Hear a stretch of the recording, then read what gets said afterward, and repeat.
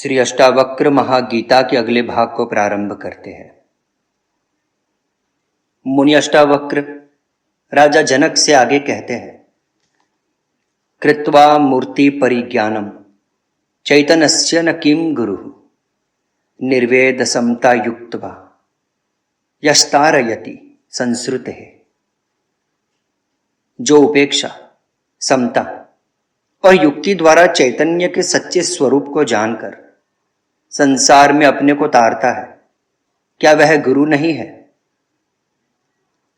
पूर्व में कहा गया है कि ज्ञान प्राप्ति के लिए शिष्य की पात्रता ही मुख्य है, गुरु गौण है। गुरु की केवल उपस्थिति आवश्यक है, जिससे घटना घटती है। गुरु कुछ करता नहीं, वह न ज्ञान दे सकता है न मुक्ति, अपितु शिष्य की पात्रता ही इसका कारण होती है। किंतु गुरु की उपस्थिति के बिना यदि घटना घटती है तो वह उससे संभल नहीं सकता। उस स्थिति में गुरु ही संभालता है। किंतु आत्मज्ञान हो जाने पर वह शिष्य स्वयं गुरु हो जाता है। वास्तविक गुरु तो भीतर बैठा आत्मा ही है, अन्य कोई नहीं है। उसी गुरु को प्रकट करने में बाहरी गुरु सहायक मात्र होता है। इसीलिए यह बाह्य गुरु निमित्त मात्र होता है एवं आत्मज्ञान के पूर्व ही उसकी आवश्यकता होती है। बाद में स्वयं का भीतरी गुरु प्रकट हो जाने पर इस बाह्य गुरु का भी त्याग कर देना चाहिए। जैसे अन्य विधि, विधान, शास्त्र, धर्म, संप्रदाय, जाति आदि का त्याग किया जाता है, यहां तक कि मूर्ति पूजा, कर्मकांड, साकार उपासना आदि का एवं ईश्वर का भी त्याग कर देना चाहिए, वरना वे भी बंधन बन जाते हैं। जैसे रामकृष्ण ने काली का त्याग किया था। शंकराचार्य इसीलिए ईश्वर को भी माया कहकर त्याग करने की बात कहते हैं। बुद्ध ने आत्मा के भी त्याग की बात कही है।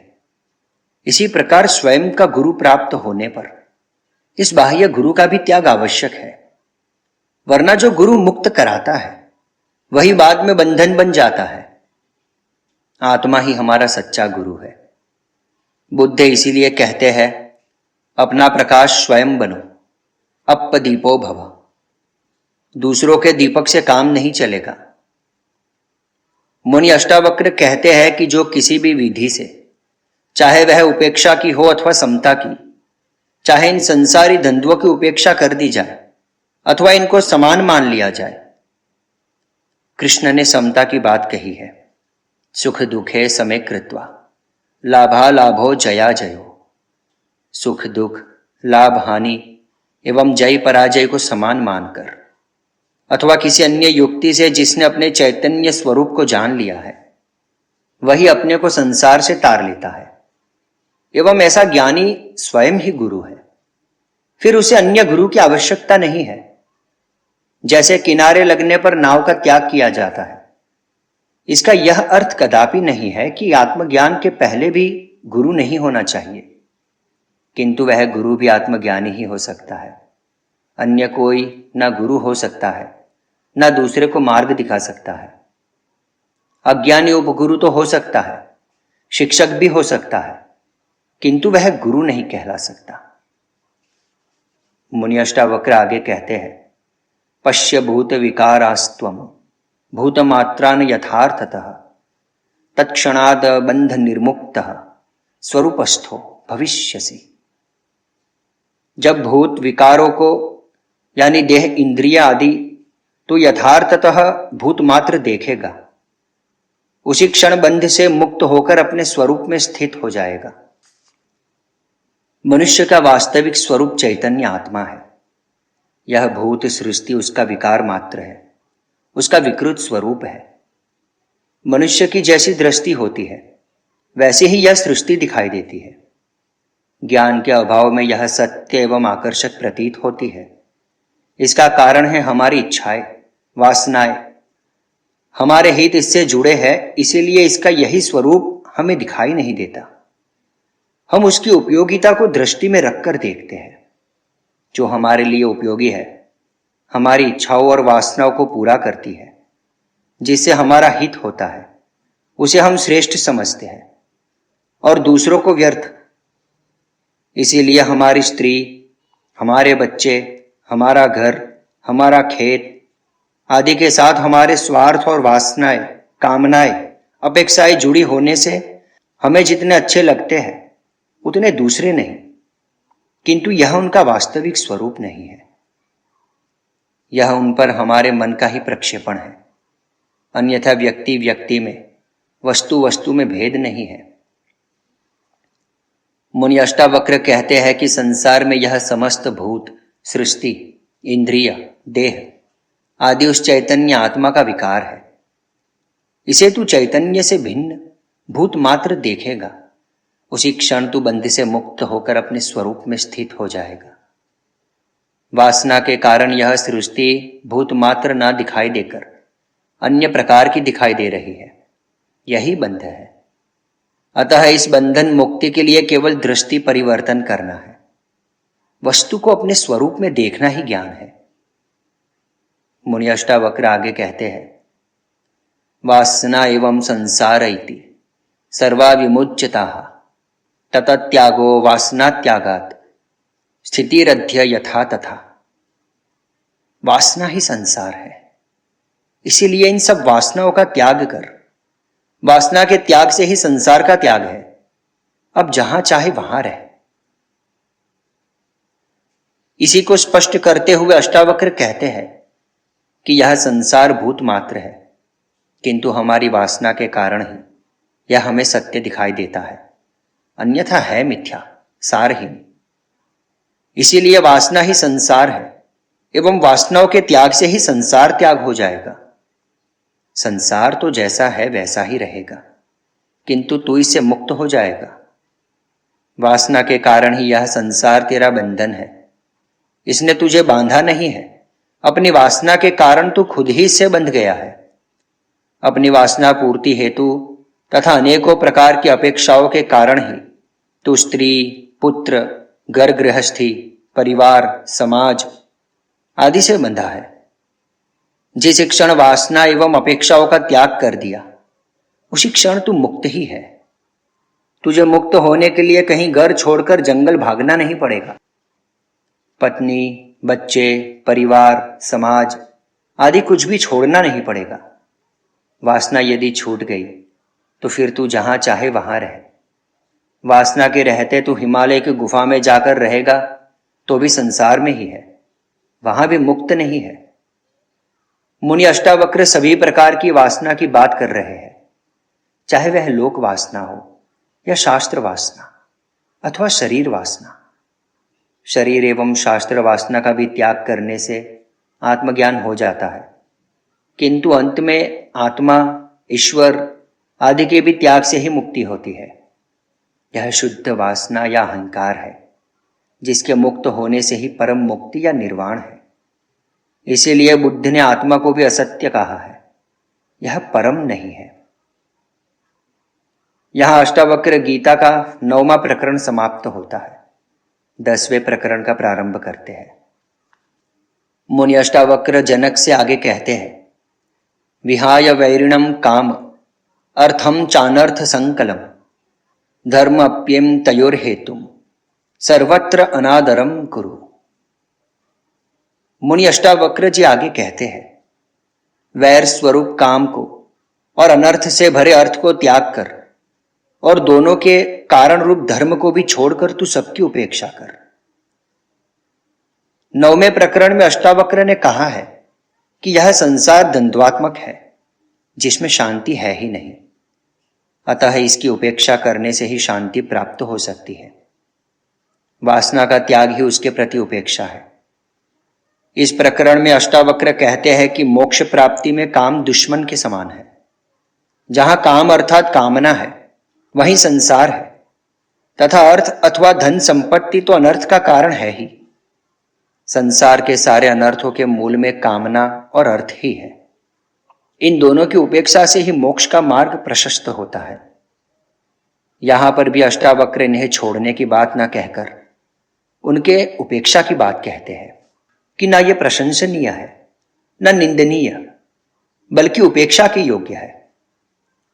आत्मज्ञानी को इनकी उपेक्षा करनी चाहिए, क्योंकि निंदा और प्रशंसा दोनों में कामना ही है, जो वैर स्वरूप है। साथ ही अष्टावक्र इन दोनों के कारण रूप धर्म की भी उपेक्षा करने की बात कहते हैं। शास्त्रों में धर्म, अर्थ, काम, मोक्ष चारों को महत्व दिया है। संसारी व्यक्ति को प्रथम तीन का सेवन करते हुए मोक्ष प्राप्ति की ओर ही बढ़ना चाहिए, क्योंकि वही जीव की अंतिम स्थिति है।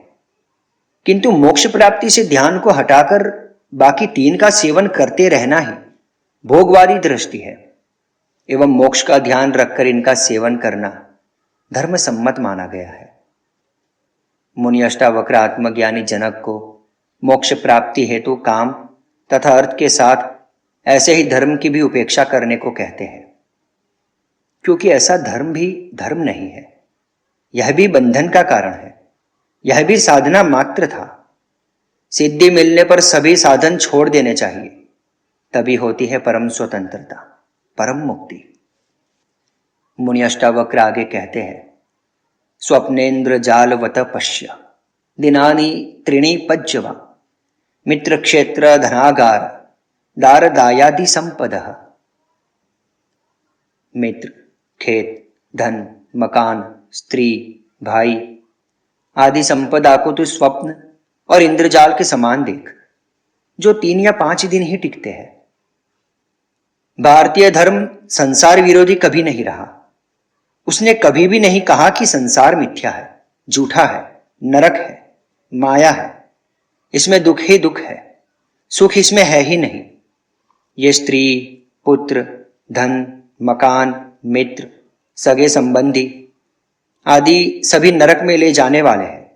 इनका त्याग कर जंगल में भाग जाओ, हिमालय की गुफा में रहो, ये सब बंधन के कारण हैं। इनको छोड़ने से मुक्ति हो जाएगी आदि। ये सब मूढ़ मान्यताएं हैं, जो धर्म से अनभिज्ञ अज्ञानियों द्वारा व्यक्त की गई है। धर्म तो संसार को मोक्ष प्राप्ति का सबसे बड़ा साधन मानता है, जिसमें रहकर ही मोक्ष उपलब्ध किया जा सकता है। इसीलिए देवता भी मोक्ष प्राप्ति हेतु पुनः संसार में आने के लिए लालायित रहते हैं। यह संसार ही वह पाठशाला है, जिसमें अनुभव प्राप्त कर मुक्ति की साधना संभव है। किंतु इसमें आकर भोगवादी दृष्टि से मनुष्य का पतन होता है। अतः निंदा संसार की नहीं, इसके प्रति वासना, तृष्णा, अहंकार, कामना आदि की गई है। इसका भी कारण यह है कि यह संसार और इसके भोग एवं सभी नाते रिश्ते क्षणिक है, शाश्वत नहीं है, थोड़े दिन के हैं। भारतीय अध्यात्म क्षणिक की अपेक्षा शाश्वत को महत्व देता है। भारत ने इस शाश्वत को ही सत्य कहा है, जो तीनों काल में स्थिर रहे, क्षण क्षण बदलने वाला सत्य नहीं है। इसी कारण अष्टावक्र कहते हैं कि जैसा स्वप्न में सब कुछ दिखाई देता है, किंतु उसके टूटने पर सारा विलुप्त हो जाता है। इंद्रजाल में कई वस्तुएं भ्रमवश दिखाई देती है।